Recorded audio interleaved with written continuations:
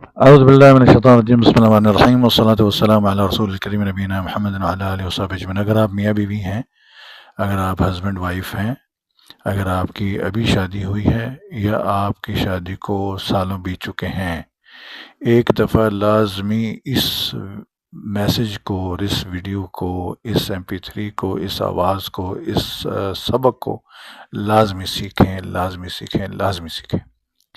تو آئے میں بتاتا ہوں۔ ابھی ایک میاں بیوی کی شادی ہوئی، ظاہر ہے بیٹا جو ہے ڈرائنگ روم میں اپنے والد صاحب کے ساتھ بیٹھا تھا، اور والد صاحب نے جیسے ہی وہ ان کے ساتھ بیٹھے تو اس نے کہا کہ جاؤ ایک پیپر لے کر آؤ۔ بیٹا اٹھا، بیوی اس کی وہیں بیٹھی رہی، بیٹا اٹھا جا کر پیپر لے آیا۔ پیپر لانے کے بعد وہ اپنے والد صاحب کے پاس آیا اور کہا جی ابو جی مجھے بتائیں کیا کرنا ہے۔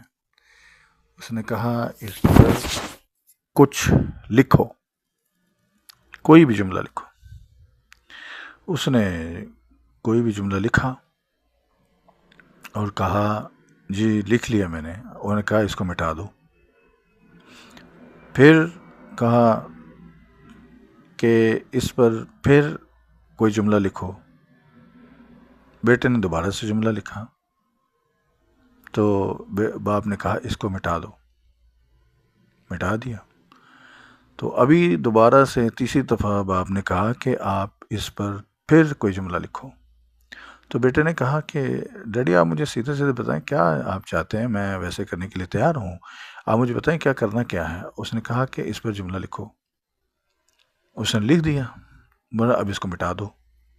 اس نے کہا مٹا دیا۔ کہنے لگا ڈیڈی یہ تیسری دفعہ مٹا دیا ہے، آپ مجھے بتائیں کیا بات کیا ہے۔ اس نے کہا کہ بیٹا بات یہ ہے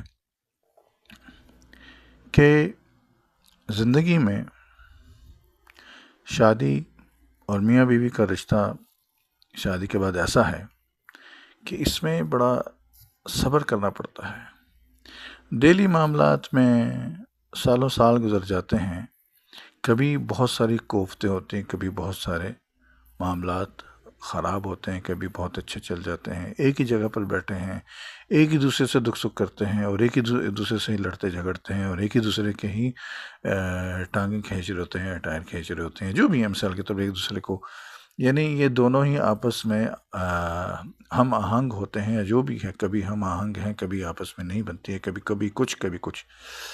تو یہ جو زندگی کے صفحات ہیں، اس میں سے جب بھی کچھ کوفت، کچھ اختلافات، کچھ الٹا سیدھا ہو تو اپنے پاس ایک آپ کو ربڑ رکھنی ہوگی، ٹھیک ہے، کلینر رکھنا ہوگا، کلیئر رکھنا ہوگا، آپ کو بھی اور بیٹی کو بھی، یعنی کہ آپ کی زوجہ کو، آپ کے بیوی کو بھی رکھنی ہوگی۔